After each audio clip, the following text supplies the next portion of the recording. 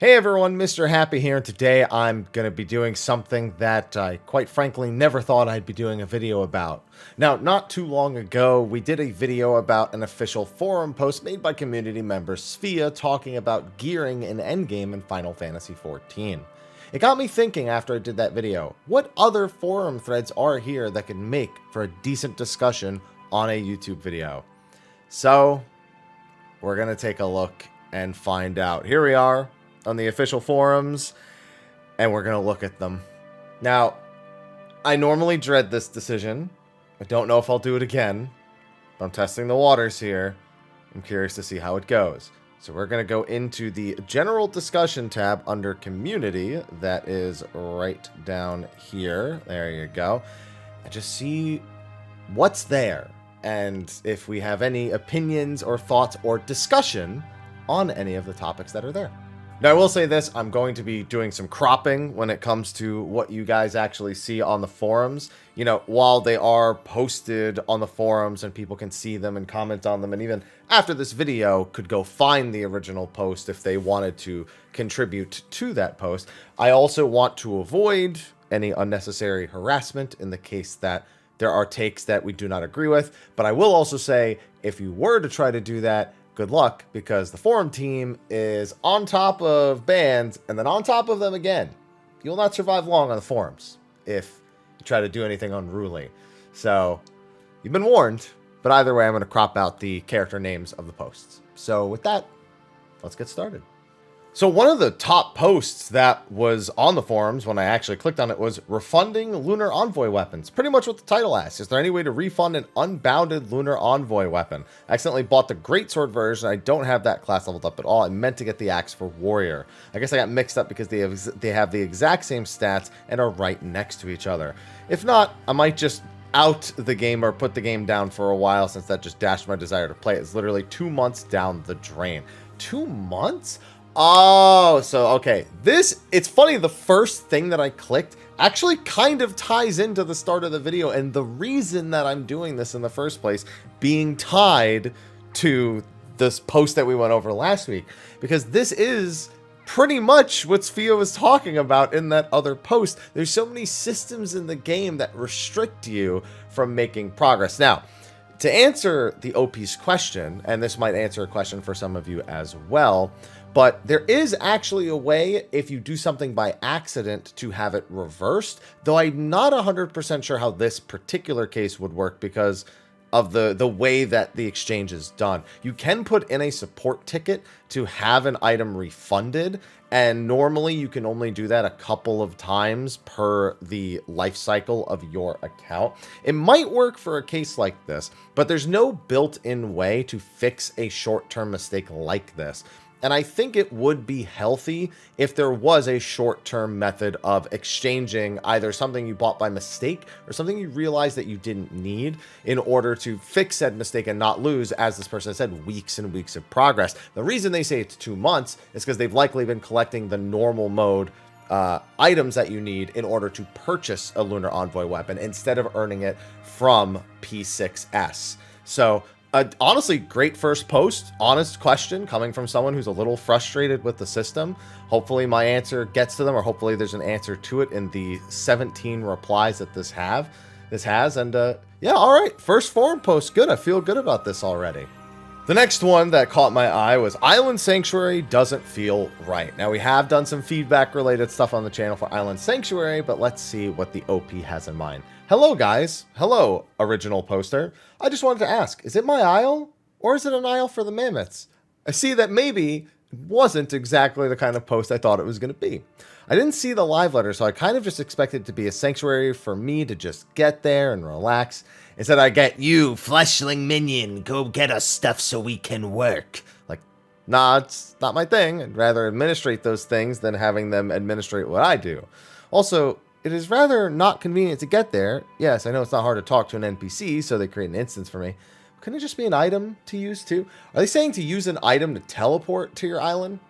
I mean, I can't debate that. That's not a bad idea. It's just not how our instancing system works in Final Fantasy XIV. Tataru promised me a paradise. The mammoths just want me to work for them. Well, I guess my island will stay wild until the mammoths decide to work by themselves. Well, that's my ranting. Good day. Yeah, a lot of people did genuinely share this kind of feeling where you get to your island and it's supposed to be a sanctuary, but it's busy work. And Tataru does kind of lean into that, you know, they kind of coerced you into this in the quest dialogue. But yeah, it definitely doesn't feel as relaxing as it should be. Even if you were to take the content slowly, when you do that, it just means you don't go out and you gather like crazy, but you still are ultimately doing all of these tasks. Even if the mammoths are performing them, you have to, as they've said, administrate those tasks. So it's not like, you know, Animal Crossing where you have a goal, but you otherwise are kind of just choosing to approach it at a pace and through whatever method works best for you in that of obtaining bells. So I think that there's going to be a lot of comparisons constantly about Stardew, Animal Crossing, and Island Sanctuary, but a fun little post, and honestly, we're 2 for 2 on decent posts on the official forums. Didn't see this outcome.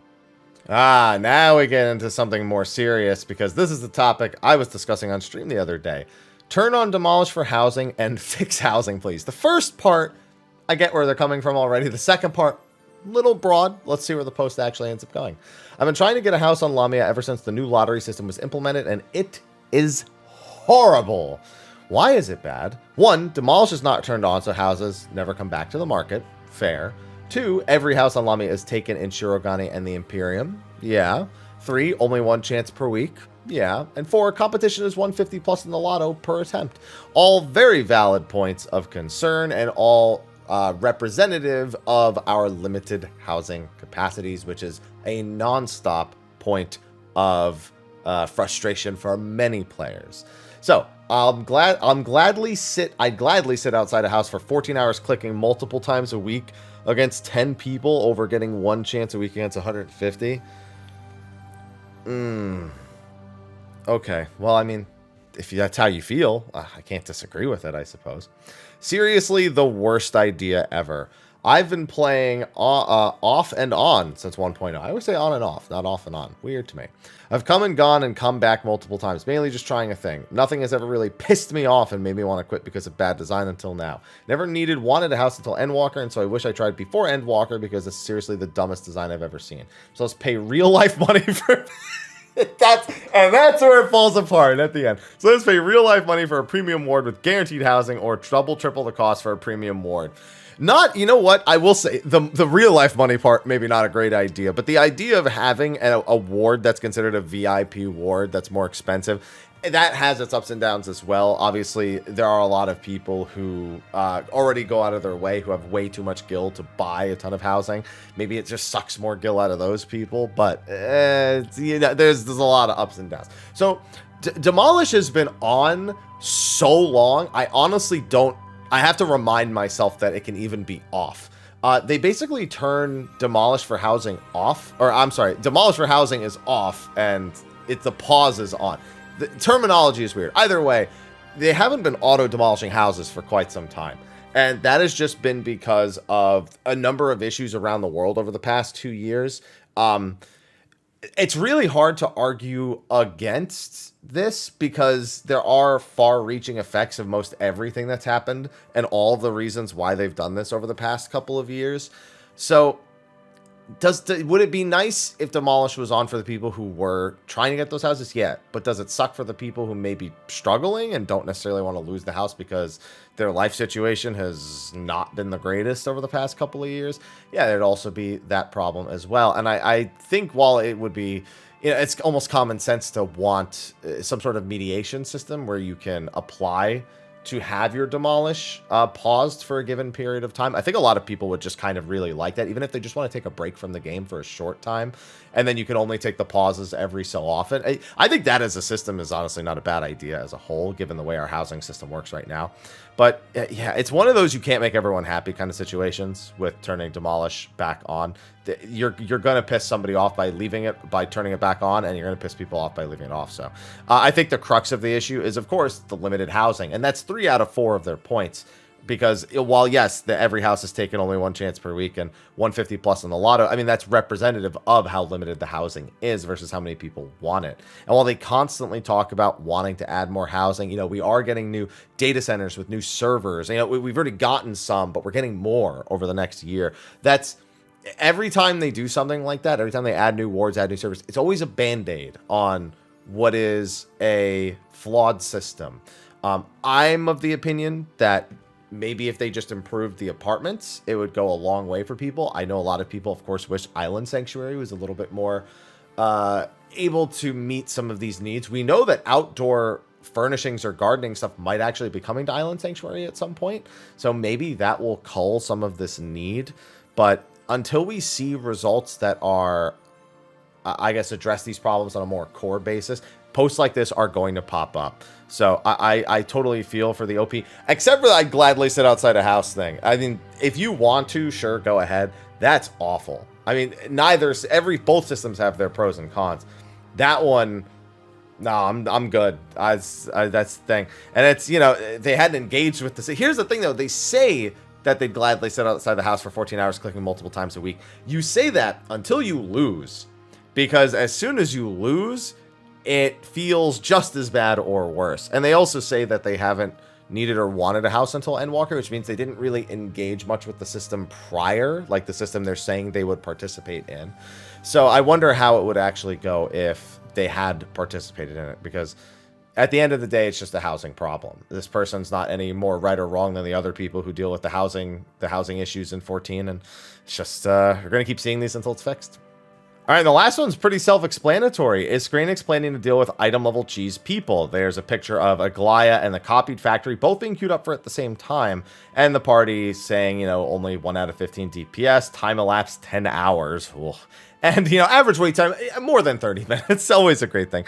This is getting a bit much. So I think that I could probably make a standalone video on this topic as a whole, and I've discussed it a lot more as of late, because it's just been a topic for so long that I feel like it's just come a little bit more to the forefront. So first, the precedent. Their 24-player queues are basically not popping. I'd like to know what server and data center they're on, because I'm willing to bet this is Materia, or it was like Dynamis right as it appeared. I guess it depends on when the post was actually made. Now, this was made before Dynamis was even available on North America, so you can't even take it for that. Honestly, Dynamis probably wouldn't have taken this long to queue anyway, so people were trying to get over there pretty quickly. So I'd be willing to bet that this is on Materia, but this happens. This is not something that cannot happen on other servers, just less likely. There's other factors that would have to go into play. Now, this is a multifold problem. For one, the question is, when is Square Enix planning on dealing with item level cheese people? For those who don't know, it is a known strategy to, when you queue into Alliance Roulette in particular, you can do this with other roulettes, but it's Alliance Roulette that gets the brunt of this, that some people deliberately lower the item level of their gear so that they can get into the easier Crystal Tower raids, as opposed to getting into the longer and or more difficult higher 24-mans like Ivalice, like Nier. Now, and all the way up to Aglaya, which, you know, is the Aglaya is the thing that makes me really kind of because Aglaya queues are okay on Ether right now, so seeing that queue is a little strange. However, this problem is so multifaceted that the item level cheese is probably the lowest contributing factor to longer queue times on higher 24-mans. First of all, the Crystal Tower raids are mandatory. They're part of the MSQ. More people will go through those and need them than anything else. So anytime you get a Sprout doing MSQ who's trying to do Crystal Tower raids, then 23 people are coming along with them. It's unavoidable. Number two, it's also the lowest common denominator raid as a whole. Not only is it MSQ and everyone needs to unlock it, but it's the lowest level and lowest item level. So if you have a single player who either doesn't have one of the other 24-mans unlocked or is playing a job that is under level 60 but over level 50, bam, you're going to get Crystal Tower. Now that, of course, scales up. You know, if you have a single player that's below 70, you're forced into something, you know, of those two. But because it's the lowest common denominator and mandatory, it's just going to be the one that gets landed on most likely, way more often than the higher tier raids, which I do get in Alliance. I got Tower at Paradigm's Breach twice, and I've gotten Aglaya once ever. I almost never get Aglaya in the Alliance Roulette, because you almost never have a full 24-man of 90s that end up together, even in my own parties when I make them. But yeah, it's one of those things that outside of just straight up cutting Crystal Tower from the 24-man, you're never going to change it. You're never going to fix it, because the item level cheese people contribute, but they are not the reason why you get it most of the time. So, I mean, you could try to at least do something to counter this. I've seen a few suggestions around before. You could like set a minimum item level that's dynamic based on the level you're queuing in. I've seen that suggestion before. I've seen the suggestion of cutting the Realm Reborns, throwing them in MSQ roulette or a different roulette altogether, which then makes Void Arc the problem. But either way, it is what it is. And then I've seen suggestions of like making it more difficult so it's not as face rolled, so people feel less inclined to item level cheese for it. Yeah, that's a delicate one to walk, because I love the old 24-man mechanics when we actually had to do them. They were quite chaotic. But I do also appreciate the occasional quick roulette, because man, those Tower at Paradigm's breaches were 45 minutes with barely any deaths or mistakes. So I don't want that for my average 24-man. That is for certain. But somewhere in like the 25 minute range is probably pretty good. So yeah, I don't think Square Enix ever quote unquote plans on dealing with item level cheats. I don't think it's the main problem and why you don't see these. It's because when people are doing Alliance roulette, they're just more likely to get Crystal Tower because it's level 15 mandatory. So maybe with the Manderville weapons, they'll try to make like Void Arc or the Shadows of Mox series or Evilly series. Maybe they'll try to like throw objectives into that to make it a little bit more attractive to people. But it's not a long-term fix. That's a short-term fix, but it might help people a little bit.